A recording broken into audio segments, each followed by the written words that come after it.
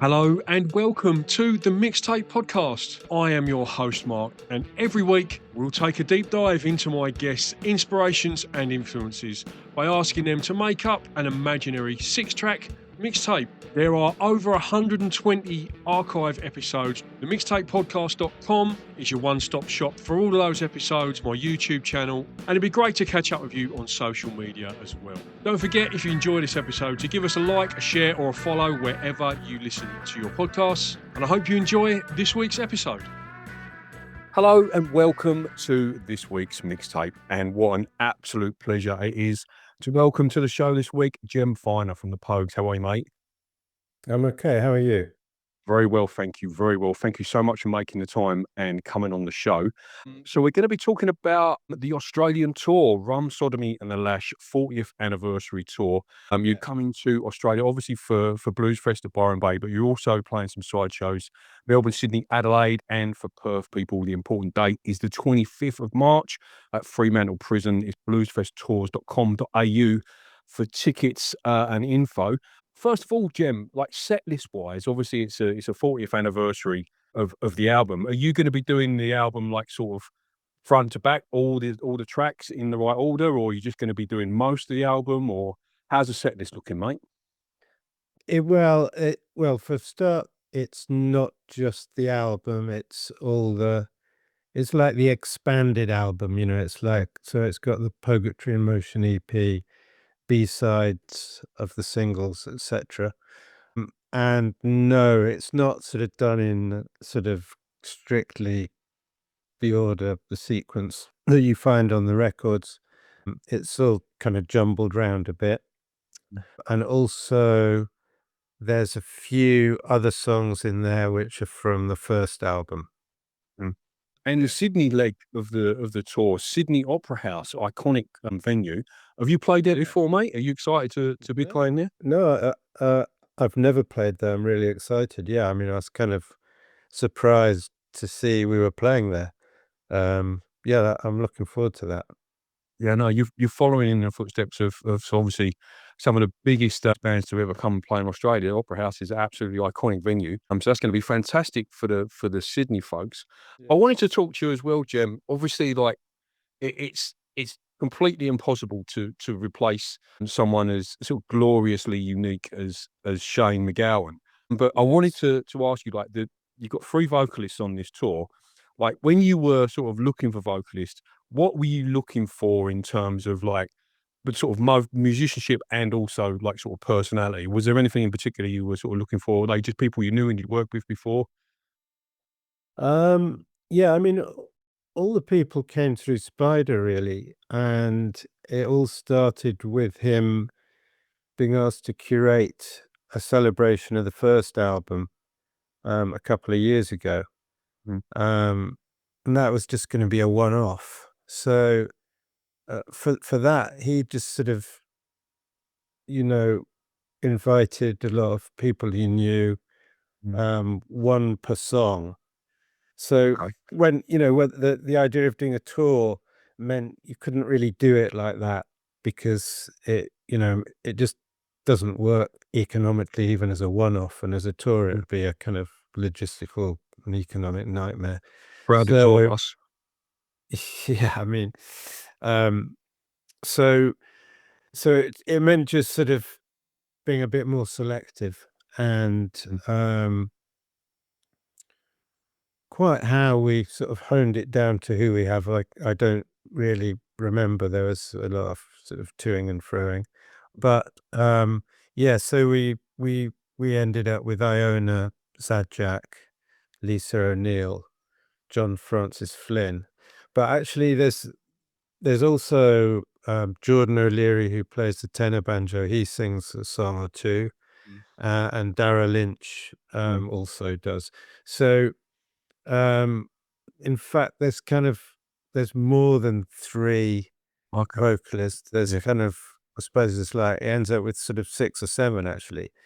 And I mean, it seems a much better way of sort of dealing with, Shane's enormous absence than trying to find one person to be a new Shane or something. Yeah. And You're never going to find can't that. do it. Yeah. No. So this, it's like, it's a totally different way of doing it. And it just, as soon as we actually started rehearsing and then touring, it stopped becoming sort of like a sort of variety show and became a band really quickly. Yeah. So yeah, I mean, hopefully, well, people will see for themselves, hear for themselves. And just in the live space, Jem, what is your personal favourite track from the album to play live? I don't know. It's a bit hard to answer that. I mean, I suppose, one of my favorite tracks that we've ever done is A Pair of Brown Eyes. So I love playing that. I enjoy playing all that music. It's and the wonderful thing about this new bunch of musicians we're playing with is that it's really given the music a whole new lease of life. I think last time we came to Australia, it was the original band, and we were sort of basically doing a kind of greatest hits set list. We weren't making new material or anything. And I don't know, I mean, I think it was really good, but that sort of, we did a lot of touring for quite a few years, just playing those songs. And in a sense, it began to feel a bit like, well, to me, a bit like being a tribute band. And this feels very different. It feels like, because it's a whole new bunch of people, they have their own approaches to things, but they're still very true to the spirit of the songs. And so they feel kind of rejuvenated, re-energized. So it's a real pleasure to play them all. On the record as well, Jem, like, sort of, it was your second album, I think it was, when it came out, which is still quite a new band. I can probably guess that you didn't, but I'm gonna ask the question anyway. Did you have any idea while you were recording Sodomy the Lash that it was gonna have the impact that it has over years and influence so many people? No, I don't think so. We were just sort of making it. And I think when we were making it, there's a lot of excitement. We felt it was, you know, kind of special, felt special to us. Um, and we were very much sort of learning our way around making records. We'd only made one. The Elvis Costello was producing this. We hadn't sort of really worked with a proper producer. So just the way everything sounded was exciting to us, because we'd never, when we recorded things before, they hadn't sounded quite so good. And, there's a lot of new musical ideas coming from ourselves and from him. So yeah, but obviously it would have been rather hubristic to be sitting there thinking, this album's gonna change the world in some way. You sort of preempted my next question then, which is about Elvis Costello, who produced the record. Do you feel like, working with different producers, the producers are also musicians themselves? Do you find it easier to work with people like that? Do they bring more to the table, or how was it working with Elvis? Well, no, it was amazing. But yeah, there is a difference between working with a producer whose actual day job is a musician than working with a producer whose day job is being a producer, like Steve Lillywhite, for example. Yeah, yeah. I mean, Steve's a very musical guy and would have a lot of musical ideas. I think it can sometimes get tricky with a musician producer if they're having lots of musical ideas one doesn't agree with. But mostly all these experiences have been pretty harmonious. And it's almost like you're reading my notes, Jem, because the next talking point I had was the Fairytale of New York 12-inch Zoetrope EP that you've just put out, produced by Steve Lillywhite. We're sitting here the week before Christmas, and I'm talking to one of the Pogues. It would be absolutely remiss of me to not mention at least Fairytale of New York. So that 12-inch is out now, Zoetrope, which is, if you're unfamiliar with Zoetrope, it's a visual kind of, just when I think you can't do any more with vinyl, Jem, people start coming up with things like Zoetrope, which is like Yeah, it's an unbelievable visual experience. If you put the record on the turntable and it starts spinning, it sort of animates the images on the record, which is incredible. So the 12-inch package, how come you wanted to put that out? And are you a big vinyl collector yourself? Are you a vinyl enthusiast, Jim? Yeah, I am. And I have a copy of this record, but I have yet to take it out of its wrapper. Yeah. It came about, it was the record company. They wanted to do it. Our input was really in the extra tracks and stuff. So, we really pushed for these live tracks to be included in it. Yeah. And am I right in thinking it features the very first time you performed the track with Kirsty MacColl? That's true, yeah, in Wow. Glasgow, Barrowlands. What have you got many memories of that show, Jim? How was that? Oh, it was amazing, yeah. I mean, Barrowlands is, Glasgow in general is the most incredible city to play in, but Barrowlands is a very special venue. And so that 12 inches available. I saw it on the Warner Brothers website, but I'm pretty sure if you head into your local record store, they'll be able to order. I know in Perth, Midland Records, Rhubarb Records, all of those main players, they will all order it in for you. Support your local record store. Don't get your records off Amazon. Get out there and support your local record store. You're listening to The Mixtape. The Mixtape is brought to you in association with Giglist. Giglist is your one-stop shop for all your live events. If you're looking to get out and experience some live music, you can filter by artist, venue, suburb or date. If you are an artist, it will take you less than a minute to list your gig for free on the website. The Mixtape brought to you in association with Giglist. Gigs in a list. Okay, Jim, let's talk about your mixtape track choices then, mate. So my show is called The Mixtape. When I get people like yourself on to have a chat, I like to explore your influences and inspirations by asking you to pick some songs for a mixtape. So track one of your mixtape, Jim, is an attention grabber. What song would you put on your mixtape to grab attention and pull me in? That Song 2 by Blur is the track that I chose. Yeah.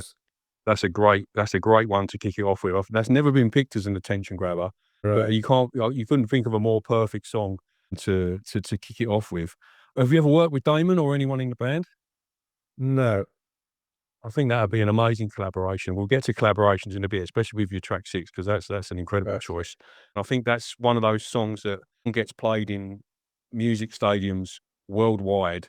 And I think the royalties that brings in just must be phenomenal. Great choice for your track one, mate. Track 2, Jem, is a song you sing in the car or the shower. What did you pick for that, mate? Johnny Allen, Promised Land. So, yeah, I wanted a Chuck Berry song because I always associate Chuck Berry with cars.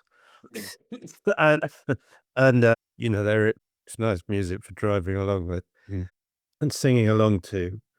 And then first I picked Nadine, and then I thought, well, hang on, it's not really about cars so much. And I thought of Promised Land.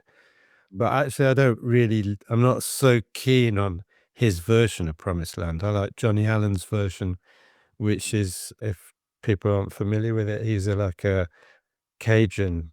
Well, I don't think he was a Cajun guy, but I imagine he's from Louisiana. He has that whole Louisiana Cajun vibe. But anyway, his version of Promised Land, it features some amazing Cajun accordion playing in it.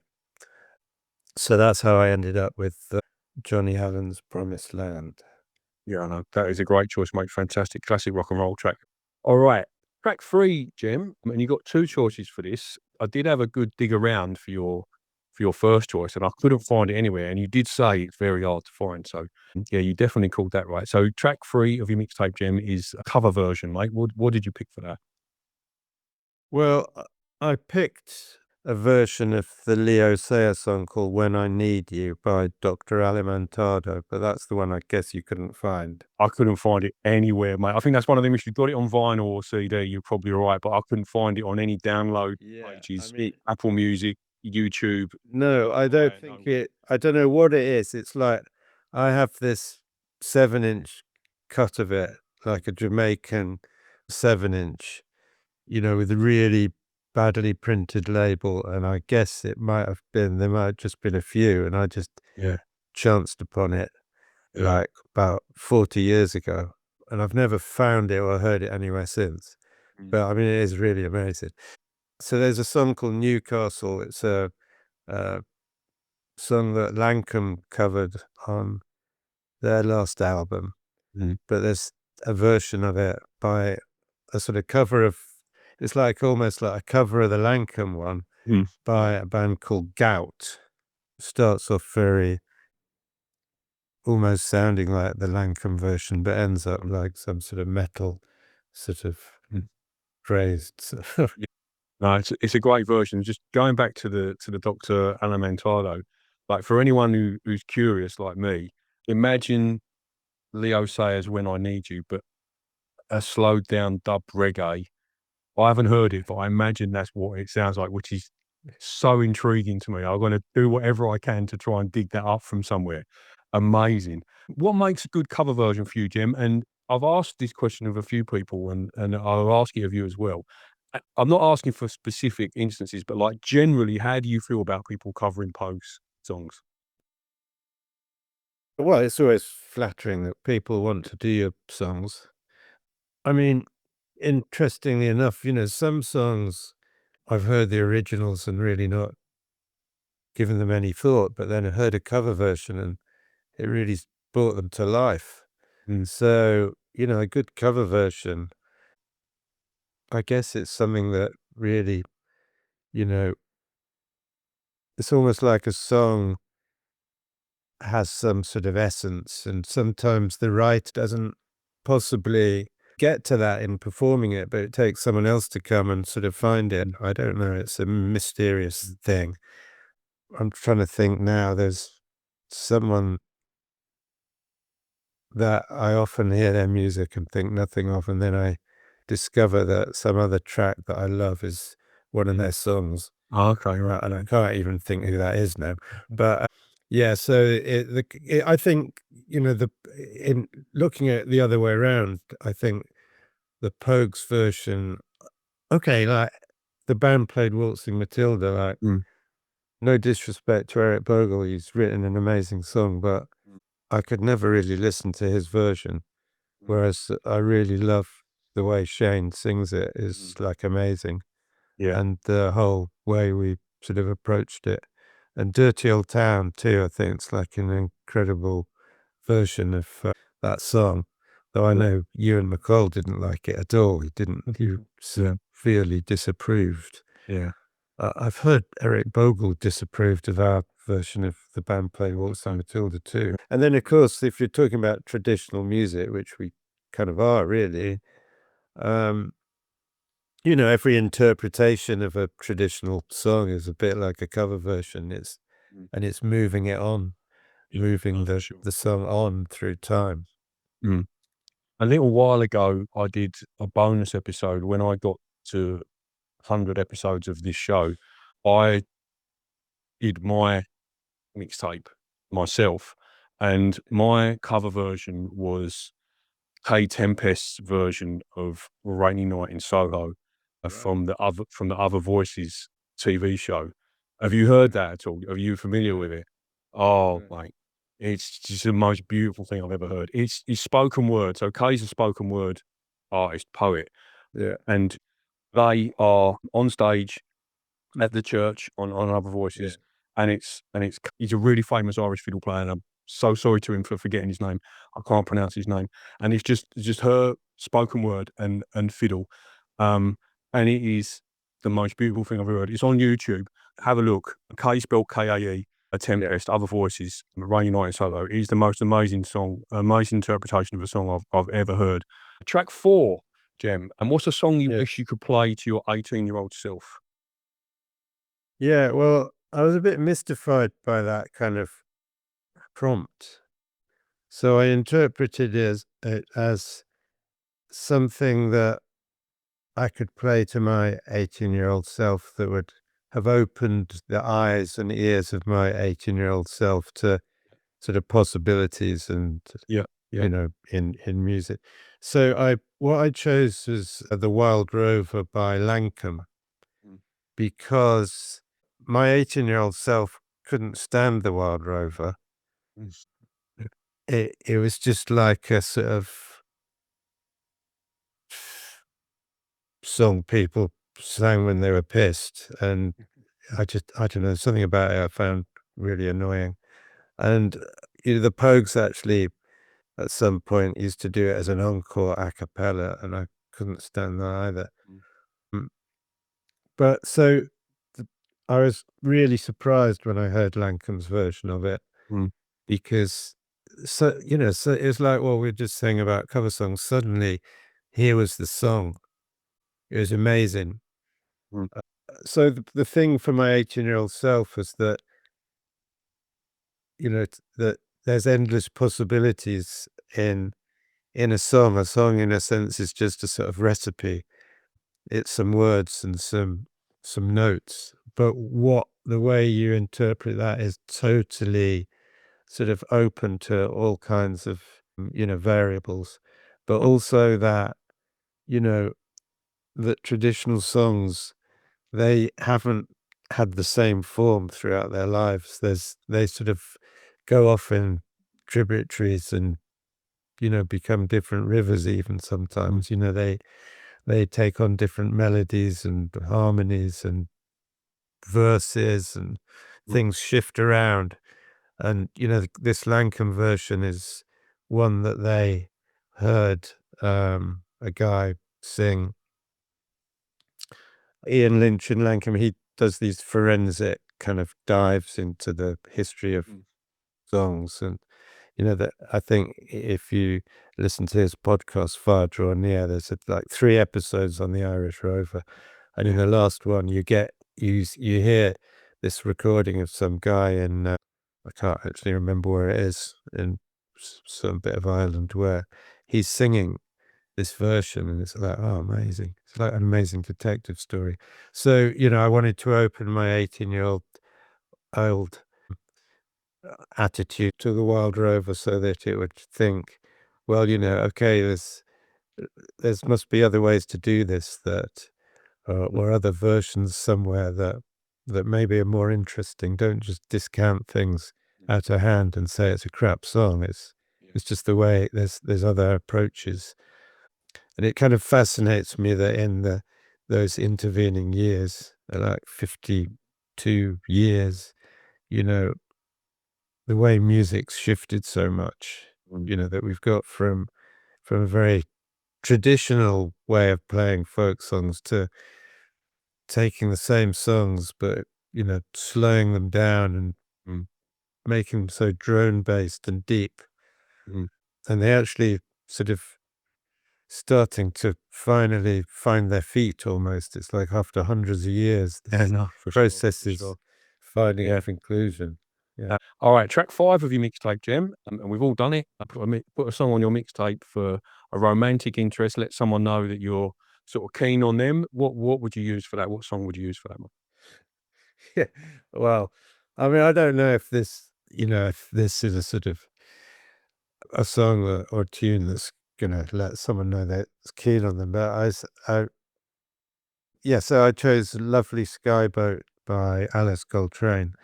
And I mean, for me, it's just a track that is sort of so huge and kind of lush and oceanic and beautiful that you can kind of get lost in. I was just thinking more of an atmosphere and a feeling that,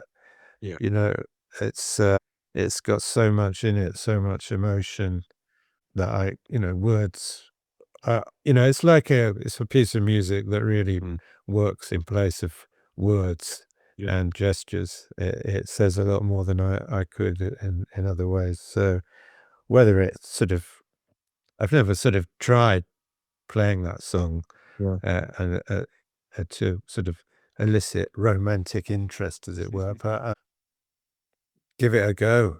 No, why not, mate? Why not? Absolutely, that's a great choice. All right, now your track 6 choice, Jem, and it's always for me the most interesting track choice. And when we get to it, track 6 is a deep cut, an album track, or a B-side, or a song you feel is a little bit underappreciated, mate. And what did you pick for that? I picked a track called the Hurdy Gurdy song by a band called Local Psycho. Yeah, interesting couple of fellas in that band. I've just been annoying my neighbours with it for the last 10 minutes before we started recording. If you said to me, Jem from the Pogues and Jimmy Cauty from KLF have put a song out, that is exactly what I imagine it would sound like. Exactly like that. Amazing song. Jimmy's someone I've got to know over the years. And a few years ago, I don't know, was it about 3 years ago, I'd started sort of process of making an album which was going to be sort of duets with me and my hurdy-gurdy and other people. And I was sort of sending people little bits of my hurdy-gurdy music, and they were meant to send something back. And Jimmy said he was up for it and just said, just send him 1 minute of like crazy hurdy-gurdy playing. Not worry about it at all, just send something. So I sent him a minute of kind of really fast, pretty incoherent, almost shredding really on the hurdy-gurdy. And he turned it into this track. You know, a couple of days later he sent the first version, which was pretty all over the place, but, you know, just had this incredible energy and really quickly, you know, it just sort of kept sending versions every sort of few hours, and it was getting more and more coherent. It was almost like a sort of advanced, you know, like sort of time-lapse movie of evolution, you know, how something can go from a half-formed mess into sort of completely sort of coherent, sort of banger. So that's how it came about, and it was released by Heavenly Recordings. I mean, we then Local Psych. We made a few tracks, but that was the only one that came out, and now we record under the name of the Standing Stones. So there's a record came out called Twa Brothers, which is an old Scottish murder ballad that's sung by Alistair Roberts. I don't know if you're familiar with him. He's an amazing Glaswegian singer. So there's the Standing Stones featuring Alistair Roberts, Twa Brothers. That was put out by L13 Recordings. And then we're now finishing a version of a song called Twa Sisters, which sung by Iona Zajac, who's playing with the Pogues now, and Dara Lynch plays guitar on that. So that'll hopefully be out in May. I was always disappointed the hurdy-gurdy song didn't sort of find a wider audience. So, and I think if we got into the clubs, into the underground clubs, I think it would be an absolute certified banger because it is so good. All right, Jem, we wrap it up there, mate. Pogues, Rum, Sodomy and the Lash 40th anniversary tour coming to Australia, playing Byron Bay Blues Fest, Sydney, Melbourne, Adelaide, and Perth Fremantle Prison on the 25th of March. bluesfesttours.com.au for tickets. Safe travels down under, Jem, and can't wait to see you at Fremantle, mate. Take it easy. Cheers, mate. Thanks for that. See you later. Bye. Thank you so much for listening to the Mixtape podcast. If you've enjoyed this episode, don't forget to go to the top of the page and rate it 5 stars, or give us a like or follow on social media at the Mixtape podcast and radio show. Don't forget, there's over 100 archive episodes just waiting to be discovered. And all you need to do is visit themixtapepodcast.com. Thank you so much for listening. Until next time.